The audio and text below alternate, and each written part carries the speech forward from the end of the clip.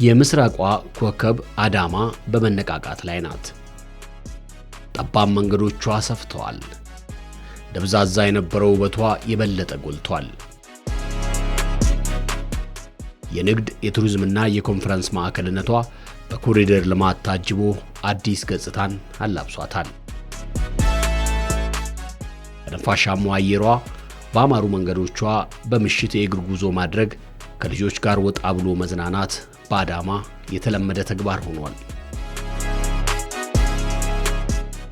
አዳማ በመሰረተ ልማት የነዋሪዋን ፍላጎት ከማርካትና ውበቷን ከማደስ ባለፈ በውስጧ የሚኖሩ ዜጎችን ሕይወት ለመለወጥም በተለያዩ ዘርፎች የሥራ ዕድሎችን አመቻችታ የጉስቁልና ታሪካቸውን በመቀየር ላይ ትገኛለች።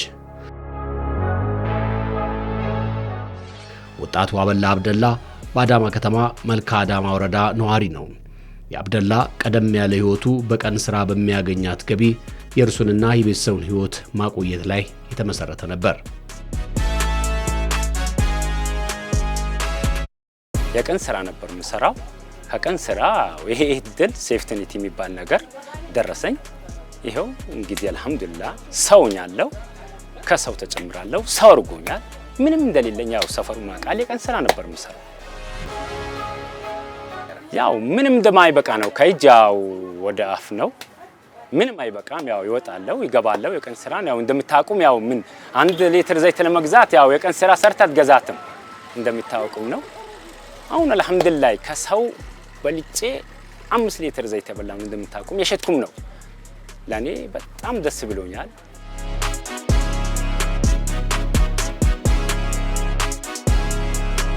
ከዚህ አስቸጋሪ ህይወት እልፍ የሚልበት እድል የተፈጠረለት ታዲያ በአገር አቀፍ ደረጃ በከተሞች የተተገበረው የከተማ ልማታዊ ሴፍቲኔት ፕሮግራም እርሱ በሚኖርበት አካባቢ ስራ ሲጀምር ነው።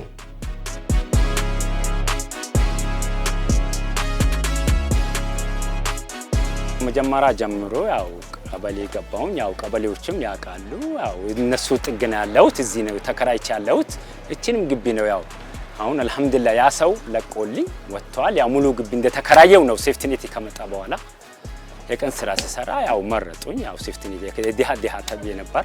አልሐምዱሊላህ ያው ሰው አድርጎኛል። ደስ ይለኛል። ያው እዚህ ነበረች የተከራዩት ክላሷ መኖሪያ ቤቴ።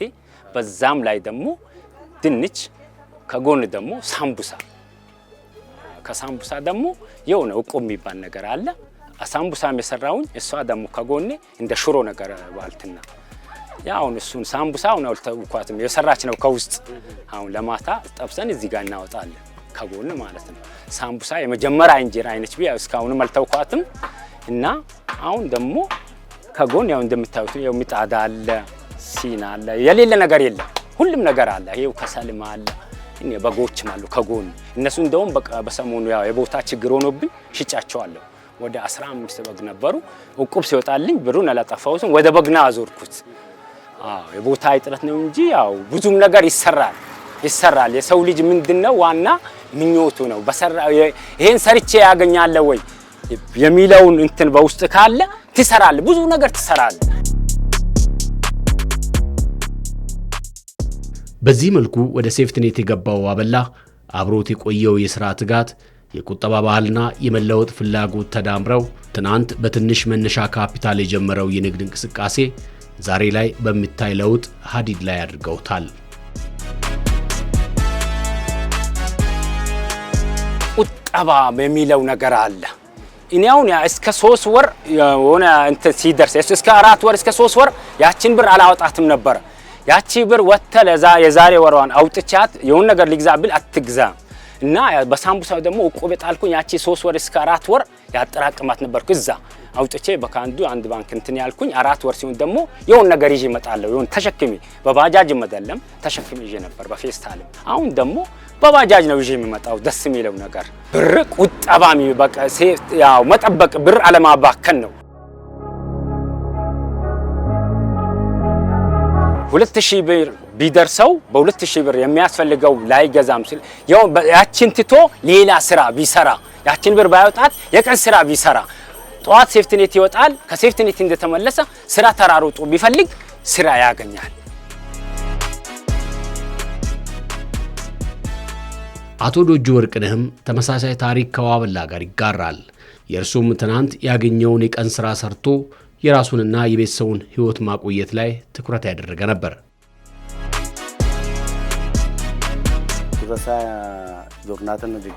ወደዚህ ፕሮግራም ከመቀላቀሌ በፊት የቀን ሥራ ነበር የሚሰራው። የሚከፈለኝ 400 ብር ነበር። ወደ ሴፍቲ ኔት ከገባ በኋላ የተሻለ ገንዘብ ማግኘት ችያለሁ። ከዚያም ኑሮዬ እየተሻሻለ መጣ። ወደዚህ ፕሮግራም ከተቀላቀለ በኋላ ግን ነገሮች ፍጹም በሚባል ደረጃ ተለውጠዋል።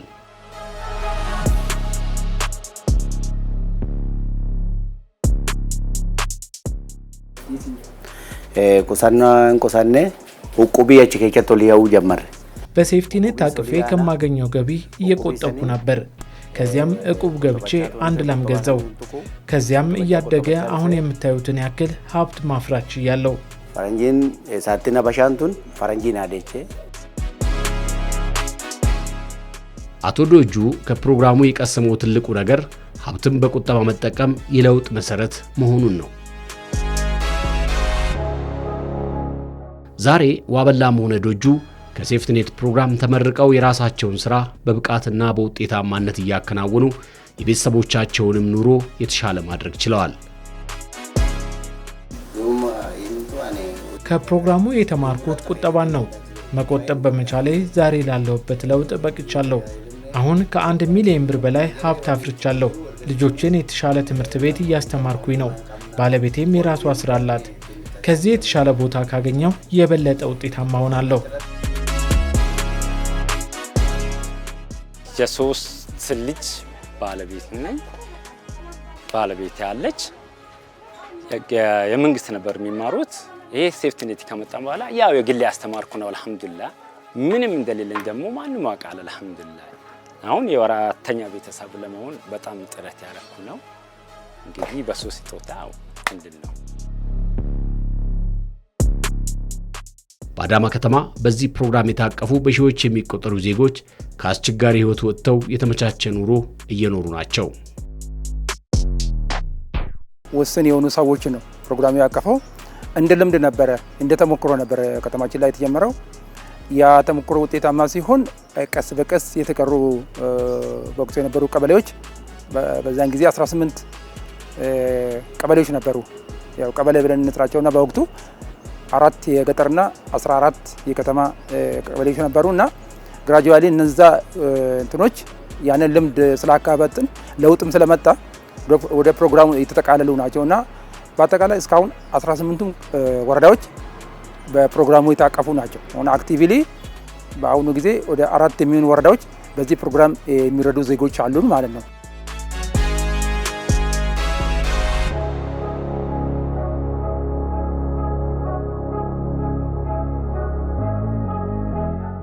$2969 አባወራ አምና የተመረቁት ቤተሰቦቻቸው ወደ 12000 ከ12000 በላይ አባወራ ነው ማለት ቤተሰብ ተመራቂ ሆኗል።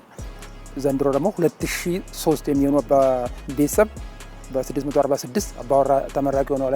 ከፕሮግራሙ ተጠቃሚ ሆነዋል እና ለውጥም አምጥተዋል በህይወታቸው ላይ።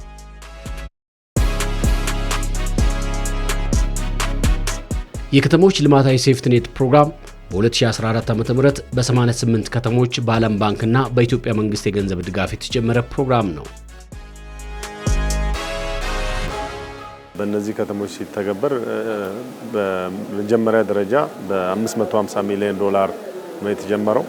በ550 ሚሊዮን ዶላር 400 ሚሊዮን ዶላሩ ከዓለም ባንክ፣ 150 ሚሊዮን ዶላሩ ከኢትዮጵያ መንግስት የተጀመረ ስለሆነ ፕሮጀክቱ ባመጣቸው ውጤቶች 2 ጊዜ ተጨማሪ ፋይናንስ አግኝቷል። የመጀመሪያው ተጨማሪ ፋይናንስ 58 ሚሊዮን ሲሆን ሁለተኛው ተጨማሪ ፋይናንስ 95 ሚሊዮን ዩኤስዲ ነው። አሁን ደግሞ ሶስተኛ ተጨማሪ ፋይናንስ 250 ሚሊዮን ዶላር አግኝቷል።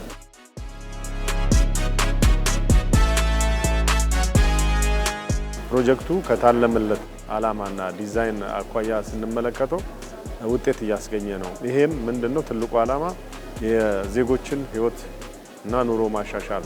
ተጠቃሚዎቹ ለ3 ዓመት ነው በፕሮጀክት ውስጥ የሚቆዩት። በፕሮጀክት ውስጥ ቆይተው ግራጁዌት ያደርጋሉ ወይንም ይመረቃሉ፣ ይሸጋገራሉ። የራሳቸውን ቢዝነስ ፕላን አዘጋጅተው በራሳቸው ቢዝነስ ሰልፍ ኦውንድ ሆነ ስራ ላይ የሚሰማሩ ይሆናል። ስለዚህ በዚህ ረገድ በርካታ ዜጎች 2.5 ሚሊዮን የሚደርሱ ዜጎች ከዚህ ፕሮጀክት ተጠቃሚ ከዛ ውስጥ ከ1.3 ሚሊዮን በላይ ተሸጋግረዋል። የራሳቸው ስራ እንዲሰሩ ተደርጓል። ትልቁ ድል እና ስኬት የዜጎችን ህይወት ማሻሻል ማሸጋገር ነው ማለት ነው።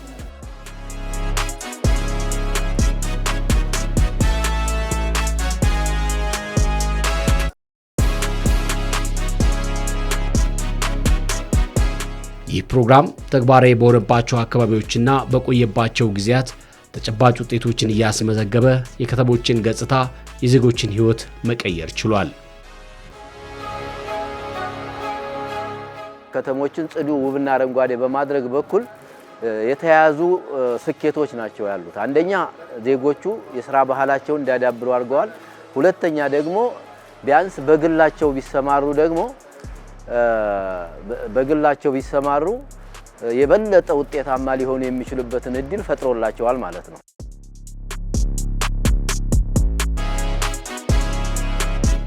በተለይ መንግስት የያዘውን አሁን ትልቁን ፖሊሲ ከተረጅነት ወደ አምራችነት የሚለውን ለማሳካት ከፍተኛ ርብርብ ተደርጎበታል ማለት ነው። እንደ አማራ ክልልም ሲወሰድ በየከተሞቹ ጾም የሚያድሩ መሬቶች ተለይተው በከተማ ምን ጸጋዎች አሉን ተብሎ እነዚህን ጸጋዎች በማልማት በኩል በመሰረቱ ከአመት አመት የተሻለበት በተለይም ደግሞ በዚህ 6 ወር የተሻለ ውጤት የተመዘገበበት ሁኔታዎች እንዳሉ ያሳያል።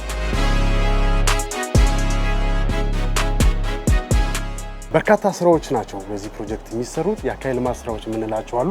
መሰረተ ልማት ስራዎች፣ ግንባታ ስራዎቻችን አሉ። በካፒታል ፕሮጀክት ስራዎቻችን የአረንጓዴ ልማት ስራዎች ይሰራሉ። እንደምታውቁት በከተሞች በጽዱ አረንጓዴ ልማት ስራዎቻችን ላይ የከተማ ማጽዳት ስራ ይሰራሉ። የተለያዩ የመሰረተ ልማት ስራዎች ላይ ተሳትፎ አላቸው። የተፋሰስ ልማት ስራዎች ላይ እንደዚህ ይሰራሉ። በከተሞቻችን አሁን ላይ በርካታ የመሰረተ ልማት ግንባታ ስራዎች ተከናውነዋል። እንደ መጸዳጃ ቤት ግንባታ፣ ትምህርት ቤት ግንባታ፣ የጤና ተቋማት ግንባታ፣ የመንገድ መሰረተ ልማት፣ ልዩ ልዩ የአረንጓዴ ልማት ግንባታ ስራዎች ተሰርተው እጅግ አመርቂነቱ በመንግስትም በዓለም ባንክም የተመሰከረለት ፕሮጀክት ነው።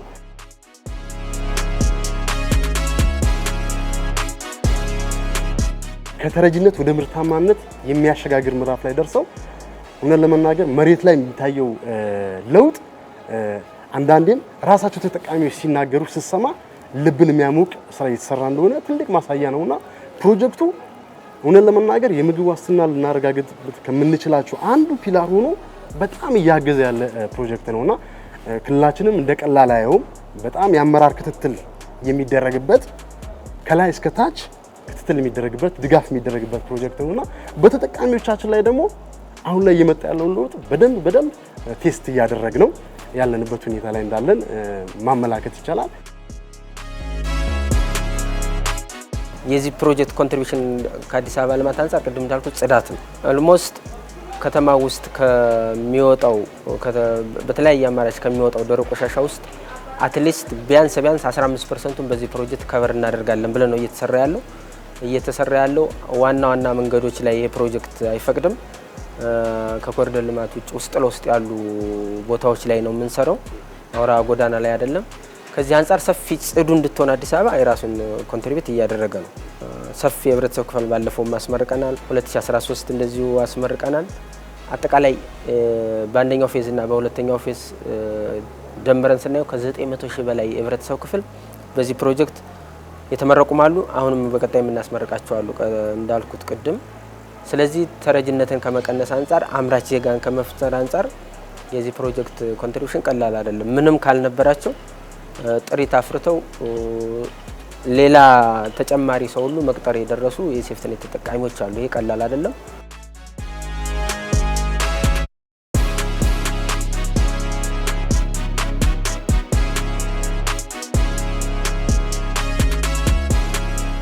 በ2014 አካባቢ ነበር የከተሞች ልማታዊና ሴፍቲኔት ፕሮጀክት በ6 ከተሞች የተጀመረው እንደ ሶማሌ ክልል አሁን ሁለተኛ ዙራችን ታህሳስ 2018 ላይ ያስመረቅንበት እንትን ያለውና እንደ ሶማሌ ክልል ለማዘጋጃ ቤቶቹን የደረቅ ቆሻሻ አያያዝ፣ አወጋገድ፣ የግሪነሪ፣ የሳኒቴሽን፣ የመሰረተ ልማቶች፣ እናቶች የሚወልዱበት ትምህርት ቤቶች፣ ጥቃቅን መንገዶች እና መሰል የሆኑ ፕሮጀክቶች ላይ እየሰራ ያለ ጥሩ አስተዋጽኦ ያደረገ ፕሮጀክት ነውና በሰው በኩል ደግሞ ይሄንን ፕሮጀክት ምንድነው እያደረገ ያለው ኦልሞስት ፕሮጀክቱ ላይ ከተቀላቀሉ እነዚህ አባወራዎች ተረጂ ሆነው እንዳይቀጥሉ የደሃ የሆኑ ቤተሰቦች ናቸው መጀመሪያ ጊዜ የሚመረጡት።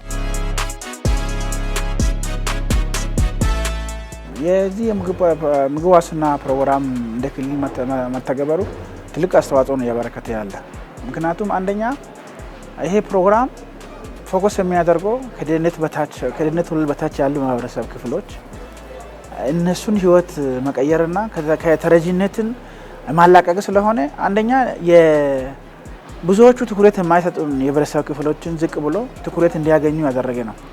ያ ብቻ ሳይሆን ሰው በብዙ ነገር በተለይ አንድ ፕሮግራሙ ላይ 3 አመት ነው ፕሮግራሙ ላይ የሚቆየው።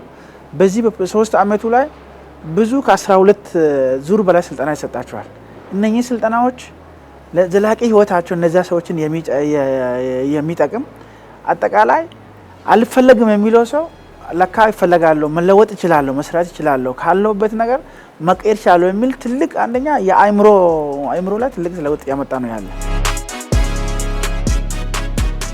ከቤት መጥቶ የማያውቅ ሰው መጥቶ ከህብረተሰቡ ጋር ተቀላቅሎ የፓብሊክ ወርክ ወይም የአካባቢ ልማት ስራ ላይ ሲሳተፍ ለካ ወጥቶ መስራት ይቻላል፣ ስራ ህፍረት የለውም፣ ስራ መናቅ አይቀይርም የሚለው ነገር አመለካከታቸው እንዲቀይር ተደርጓል። ይፈሩ ነበር መጀመሪያ፣ በተለይ አዳዲሶች የሆኑ ወደ ፕሮግራሙ ሲመጡ ይፈሩ። ቆሻሻ መጥረግ፣ ማንሳት፣ የአረንጓዴ ልማት ስራ ላይ ሲሳተፉ የጉልበት ስራ ሲሰሩ የሚሸማቀቁ ሰዎች ነበሩና ግራጁዋሊ እነኛ ስልጠናዎች ሲሰጣቸው ሰው ከትንሽ ነገር ተነስቶ ትልቅ ቦታ እንደሚደርስ የተለያዩ ምሳሌዎች እንትን በማለት በማስተማር በጣም ብዙ ሰዎች ተቀይረውና በአመለካከት ብዙ ተቀይሯል። በሁሉም ከተሞቻችን ማለት በሚቻል ደረጃ ማክሲመም ከዜሮ ምንም ሳይኖረው ወደዚህ ፕሮጀክት ተመልምሎ አሁን 3.4 የደረሰ ተጠቃሚ አለን። አንድ ከተማ አንድ ኤግዛምፕል መውሰድ ይቻላል።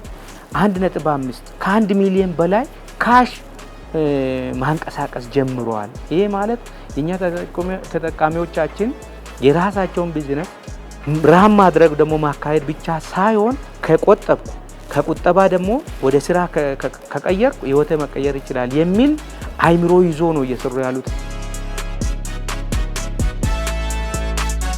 በተለይ ከጽዳት ጋር፣ ከአረንጓዴ ልማት ጋር፣ ከተፋሰስ ልማት ጋር እና ሌሎችም ከከተማ ግብርናና አነስተኛ መሰረተ ልማት ጋር ተያይዞ የከተሞችን ገጽታ ከመለወጥ አኳያ ከተሞች የአካባቢ ጥበቃቸው የተሻለ እንዲሆን ከማድረግ አኳያ ያገዘው ነገር አለ። ሶስተኛው የዜጎችን ኢኮኖሚ ወይንም ገቢ የማሳደግ ዜጎቹ ወይንም ተጠቃሚዎቻችን ከሚያገኙት 20% ይቆጥባሉ። 20% ብቻ መቆጠብ ሳይሆን 3 አመት ሲመረቁ $600 ግራንት ይሰጣቸዋል መቋቋሚያ። ያንን ጨምሮበት እንደገና በተጨማሪ ገቢ ማስገኛ ስራዎች በሚሰማሩበት ጊዜ በሚያገኟቸው ገቢዎች እና ቁጠባዎች ህይወታቸውን እንዲለውጡ እና እንዲያሸጋግሩ ያደርጋል። የከተሞች ልማታዊ ሴፍትኔት ፕሮግራም ዜጎችን ቀጥታ የገንዘብ ድጋፍ በማድረግና በስራ ላይ በማሰማራት ብሎም የቁጠባ ባህልን በማዳበር ላይ ያተኮረ ነው። በዚህ በጽዳትና ውበት ላይ ትልቅ ስራ ነው ያለ። ከተሞች ጽዱ ውብ እንዲሆኑ ይሄ ፕሮግራም በዛ ላይ እንትና የሚሉ ትልቅ አስተዋጽኦ ያደረገ ነው ያለው። ሌላ በከተማ ግብርና እኛ የዚህ የፕሮግራም ተጠቃሚዎች እየሰሩ ተጨማሪ ገቢ ማስገኛ ስራዎችንም በከተማ ግብርና አሁን እንደ ሀገር የተቀመጠ አቅጣጫ የተኛ መሬት ጾም ማደር የለበትም የሚለውን ኢኒሼቲቭ ተወስዶ ባዶ የሆኑ ቦታዎችም የግለሰብ ተቋማቶችን የከተማ ግብርናም እየሰሩ ህይወታቸውን ተጨማሪ ገቢ የሚያገኙበት ሁኔታም የተፈጠረ ነው ያለው እንደኛ ክልል ማለት ነው። በቤተሰብ ደረጃ ላይ አሁን ምግብ ዋስትናን ለማረጋገጥ በየወሩ የራሳቸው የሆነ ኮንትሪቢዩሽን ይሰጣቸዋልና የሚሰጣቸው ብር አለ። በዛ ብር ላይ የቆጠቡትን ደግሞ ተጨማሪ ቢዝነስ እንዲፈጥሩ እናበረታታለን። በሱ ላይ ከተበረታቱ በኋላ የህይወት ክህሎቶችና ገንዘብ አያያዝ የሚባል 21 ሴሽን ያለው የላይቭሊሁድ ሮድ ማፕ አላቸው። እሱ በየወሩ ይሰነጥላሉና ኦልሞስት ወደ 12 ወይ 13 ከሰነጠሉ በኋላ ላይ ቢዝነስ እቅድን ማዘጋጀት ይጀምራሉ። ቢዝነስ ይሰነጥላሉ። ከዛ ከቲቬት ጋር በማያያዝ የራሳቸው የሆነ እዛው ቤተሰብ ውስጥ ስኪል እንዲያዳብሩ ይደረጋሉ። ወደ 41,000 በላይ የሚሆኑ አባወራዎች አሉን የተመረቁ ብቻ ማለት ነው። በተጠቃሚ ደግሞ ወደ 150,000 እና ከዛ በላይ ይሆናሉ። እንግዲህ እነዚህ ወደ ግል ኑሮ ማሻሻያ ስራቸው ሲገቡ ቢዝነሳቸውን ቢያንስ ጀብሎም ቢሆን ከማዞር ጀምሮ ስራ ሳይንቁ ስራ መስራት እንዳለባቸው ተደርጎ አሴስመንት ማካሂደናል። ከ95% በላይ አባወራዎቻችን የተመረቁት አሁን ጥሩ የተሻለ ቢዝነስ ውስጥ ገብቶ ስራቸውን ይብዛም ይነስም ስራቸውን ደግሞ ለወደፊት ኑሯቸውን እየመሩበት ይገኛል። በሰሩበት ቀን ልክ የሚከፈላቸው ክፍያ አለ። ከፕሮጀክቱ በየአመቱ ይለያያል። ያለውን የገበያ ሁኔታ ታሳቢ ያደረገ እነሱ 3 አመት ነው የሚቆዩት። 3 አመት የአካባቢ ልማት ስራ ይሰራሉ። ወደ ፕሮግራሙ ከገቡ በኋላ በተለያየ ስራ ነው የሚሰማሩት። እንግዲህ ተጠቃሚዎቻችን 3 አይነት ናቸው። አንዱ ፓብሊክ ወርክ የሚባል የሚሰሩ ናቸው። አቅም ያላቸው ጉልበት ያላቸው ይሰራሉ። ለነሱ ለቤተሰባቸውም ስራ የሚሰሩ ናቸው። ሁለተኛው ደግሞ በቀጥታ ድጋፍ የሚደረግላቸው ናቸው። አረጋውያን የሆኑ አካላቸው ለስራ ብቁ ያልሆኑ ሰዎች በቀጥታ ድጋፍ የሚደረግላቸው ናቸው። ሶስተኛው ደግሞ የጎዳና ተዳዳሪዎች። አንድ የፕሮግራም ተጠቃሚ በፓብሊክ ወርክ የተሰማራ በ3 አመት ውስጥ ነው። በ3 አመት ውስጥ ይቆጥባል። በ3 አመት ውስጥ ተጨማሪ ድጋፍ የሚያስገኙ የግብርና ስራዎች ይሰራል። በዛ ገቢውን ይደጉማል። በመጨረሻም 3ኛ አመት ሲሞላው በመንግስት በኩል ግራንት ይሰጠዋል። ያንን ድጋፍ ወስዶ ሲደመር የቆጠበውን አድርጎ ወደሚፈልገው የስራ መስክ ይሰማራል።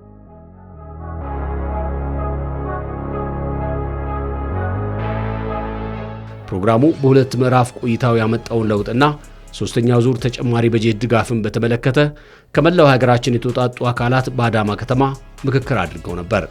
በምክክሩ ባለፉት የተግባር ዓመታት የተቀመሩ ምርጥ ልምዶችን፣ ያጋጠሙ ተግዳሮቶችንና በቀጣይ ምዕራፍ መተኮር ባለባቸው ጉዳዮች ዙሪያ አጽንኦት ሰጥተው ተወያይተዋል። ፕሮግራሙ በተተገበረባቸው ከተሞች ሁሉ ተገቢው ክትትል የሚደረግለት በመሆኑ ከታለመለት ዓላማ አንጻር ውጤታማ እንደነበር የየከተሞቹ አመራሮች ይናገራሉ። እንደኛ ክልል የመጀመሪያ ዙር ላይ አንድ ከተማ ሶሳ ከተማ አስተዳደር ይዞ ነው የጀመረ። መጀመሪያ 11 ከተሞች በነበሩ ጊዜ አንዱ ሶሳ ከተማ አስተዳደር ነበረ። ከዛ ደግሞ የዚህ በፌስቱ ደግሞ ተጨማሪ አንድ ከተማ ጨምሮ በግልገል በለስ ከተማ ጨምሮ ሁለተኛ ከተማ ፕሮግራሙ እንዲታቀፍ ተደርጎ ነው ስራዎቹ የጀመሩ።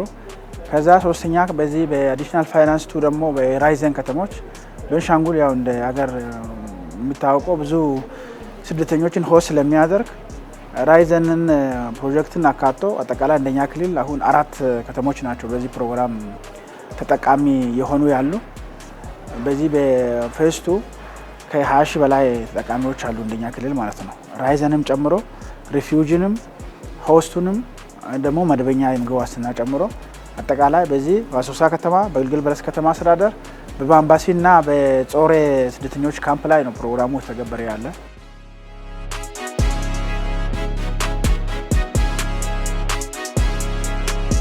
እንደ አማራ ክልል በ18 ከተሞች ነው የተጠቃሚ ከተሞች ደግሞ በሁሉም ዘርፍ ወደ 239,000 ተጠቃሚዎችን እስካሁን እያስጠቀመ ይገኛል ማለት ነው። ከተሞቹን ጽዱ ውብና አረንጓዴ የማድረግ ነው። ሁለተኛው ደግሞ በዝቅተኛ ደረጃ የሚኖሩ ዜጎችን ከድህነት ሊወጡ የሚችሉበትን ምቹ ሁኔታ የመፍጠር ናቸው። እነዚህን 2 ግቦች ለማሳካት ሰፋፊ ስራዎች ተሰርተዋል። ሰፋፊ ስራዎች መሰራት ብቻም ሳይሆን በተለይ ይሄ ፕሮጀክት ከሌሎች ፕሮጀክቶች ልዩ የሚያደርገው የምልመላ ስርዓቱ በማህበረሰቡን ያሳተፈና የራሱ ዝርዝር መስፈርቶች ያሉት በመሆኑ ልዩ ያደርገዋል። ሁለተኛው የሥራ ባህላቸውን ዜጎች የሥራ ባህላቸውን እንዲያዳብሩ ከማድረግ አኳያ መሰረታዊ ለውጥ አምጥቷል። እንደሚታወቀው ይህንን ፕሮጀክት ሰው ተኮር የሆኑ በኢትዮጵያ መንግስት የሚሰሩ ሶሻል ፕሮቴክሽን ተብሎ ከተሰየሙት ለምግብ ዋስትናን ጥሩ ኮንትሪቢዩሽን ለማድረግ ከሚሰሩት ፕሮጀክቶች አንዱ ነው። እንደሚታወቀው ሶማሌ ክልል ከ5 ፕሮጀክት ኮኦርዲኔሽን ዩኒት አንዱ ነውና ወደ 7 ከተሞች ላይ ይህንን ፕሮጀክት ይተገበራል። አንዱ ከተማ ያው ስደተኞችና ስደተኛ መጠለያ አካባቢ ላይ ካሉት ከተሞች ውስጥ አንዱ ነው፣ አውበሬ የሚባለው ማለት ነው። ሌሎቹ 6ቱ ከተማ ከንቲባዎች ያላቸው ናቸውና እንደ ሶማሌ ክልል ጥሩ አስተዋጽኦ እያደረገ ያለው ፕሮጀክት ነው።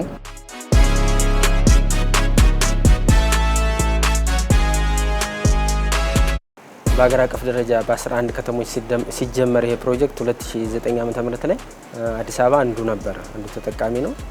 አንደኛ ፌዝ የምንለው እንግዲህ ከ2009 እስከ 2013 መጨረሻ የነበረ ነው። ሁለተኛው ፌዝ ላይ ነው አሁን የምንገኘው። ስለዚህ በእነዚህ ፌዞች የተለያዩ የህብረተሰብ ክፍሎች ላይ ፎከስ አድርጎ ሰፊ ስራ ሰርቷል ይሄ ፕሮጀክት። ለምሳሌ ፎከስ ከሚያደርግባቸው የህብረተሰብ ክፍሎች ውስጥ አንደኛ ወጣቶች ናቸው። ወጣቶች ፕሮጀክቱ የሚያተኩረው የትምህርት ደረጃቸው ዝቅተኛ የሆነ 12ኛና ከ12ኛ ክፍል በታች የሆኑ እነዚህ ወጣቶች ደግሞ ስራ አጥ የሆኑት ላይ ፎከስ ያደርግና እነዚህን ስራ ማስያዝ ነው። መጨረሻ ላይ ከፕሮጀክቱ ጋር 6 ወር ይቆያሉ። ራሱን የቻለ ሞዳሊቲ ያለው 6 ወር የስራ ላይ ልምድ እያደረጉ ነው የሚቆዩት በተለያዩ ድርጅቶች። ከዚያ በኋላ እነሱን ማስቀጠር የተወሰነም በማደራጀት ስራ ማስያዝ ነው። አንዱ ይሄ ነው። ለምሳሌ አዲስ አበባ ላይ በሰፊውን ጉልበት የምናሳተፈው ከ80% በላይ የሆነው በአካባቢ ጽዳት ላይ ነው። እንግዲህ አዲስ አበባ እንደምናውቀው ጽዱ ለነዋሪዋ ምቹ የሚል አሰራር አለ። አዲስ አበባ ላይ እየተተገበረ ያለ ፕራክቲካሊ አሁን ከኮሪደር ልማቱም ጋር በተያያዘ ከዛ በፊትም የተጀመረ ለዚያ ትልቁ ኮንትሪቢዩት አድርጓል ይሄ ፕሮጀክት። ስለዚህ አንዱ ከጽዳት ጋር የተያያዘ ደረቅ ቆሻሻዎችን ያጸዳሉ እኛ ተጠቃሚዎች፣ በዚያው ልክ ይከፈላቸዋል ወራዊ።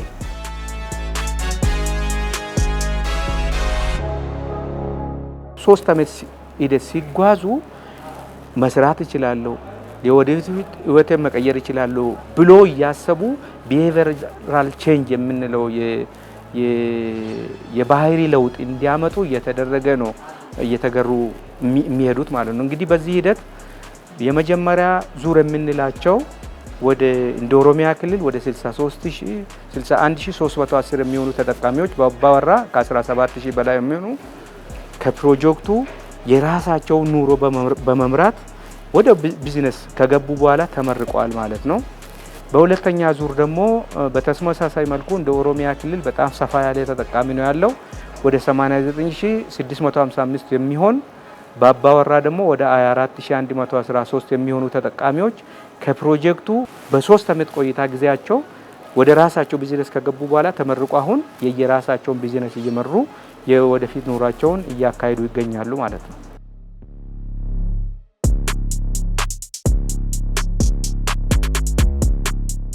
መንግስት የወሰደውን ኮሚትመንት ይዘን ለክልላችን የተሰጠ ኮታ ነበረ። ኦልሞስት ባለፈው አመት ብቻ ብናስብ ከ35357 በላይ ዜጎች በዚህ ፕሮጀክት ጆይን አድርገዋል።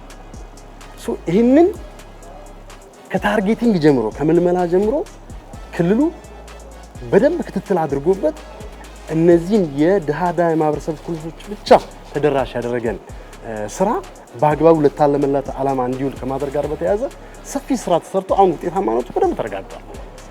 ቀጣይም በሚኖር ሌሎች ፕሮጀክቶች የሚሆን በራስ አቅም ለመሸፈን በሚደረግ ጥረት አሁን ኤፊሽንትሊ ማስኬድ የምንችልበት ስታተስ ላይ አለ። በራስ አቅም አንዳንዴ ይህን ብቻ አይደለም የምንጠብቀው። አሁን እንደ ክልላችን እንደ ማዕከላዊ ኢትዮጵያ ክልል በፕሮጀክት በመንግስት በዓለም ባንኮች ቢደገፍ ብቻ ሳይሆን በራስ አቅም ለመሸፈን በከተሞች አሁን 5 ከተሞች ብቻ ነው ያሉት፣ ግን ለምን የከተማ ግብርናን አናስፋፋም በሚል በከፍተኛ አመራሩ የሚመራ ስትራክቸር እየተቀረጸ ነው ያለው።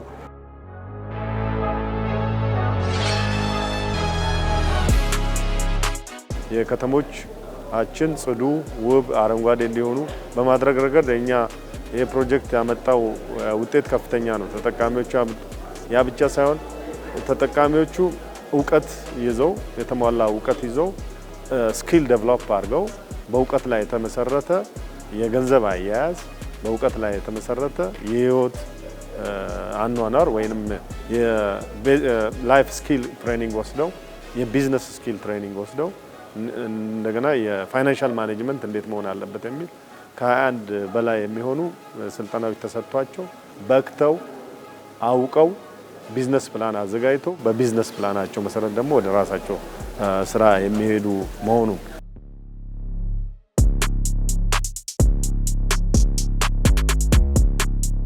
ግማሹ በልመና ገሚሱ ባልባሌ ቦታ ይኖሩ የነበሩ ናቸው። የስራ ባህልን ይማራሉ፣ የቁጠባ ባህልን ይማራሉ፣ ገበያቸው ያድጋል፣ ህይወታቸው እንዲሸጋገር ጥረት ይደረጋል ማለት ነው። ስለዚህ ዘርፈ ብዙ የሆነ ጠቀሜታ አለው። ከዚህ ውጪ በወጣቶች ላይ ይሰራል። የፕሮጀክት ብዙ ወጣቶች በተለያየ ምክንያት የስራ ትምህርታቸውን ያቋረጡ ወጣቶች ድሮፕ አውትስ የምንላቸው ከ23000 በላይ የሚሆኑ ወጣቶች የስራ ልምምድ አድርገው መቀጠር ችሏል። ስልጠና ከሰጣቸው በኋላም በስልጣን ስልጠና እየሰሩ ነው፣ ውጤታማ ናቸው አይደለም የሚል ክትትልና ድጋፍ ይደረግላቸዋል። በዛ መሰረት የጎደላቸው እንዲሞላ እየተደረገ ሰዎቹ ሀብት እንዲፈጥሩ ይደረጋል። ሀብት የፈጠሩም ሰዎች አሉ። አንዳንድ ቦታ በጣም በሚገርም ሁኔታ በቀጥታ ተረጅ ናቸው ተብለው ተመዝግበው ወደ እርዳታ የገቡ አገግመው ራሳቸውን የቻሉ ሰዎችም አሉ እና ፕሮግራሙ በጣም ውጤታማ ፕሮግራም ነው። እኛ ብቻ ሳይሆን ዓለም አቀፉም አይቶ ገምግሞ ውጤታማ መሆኑን የመሰከረለት ፕሮግራም ነው።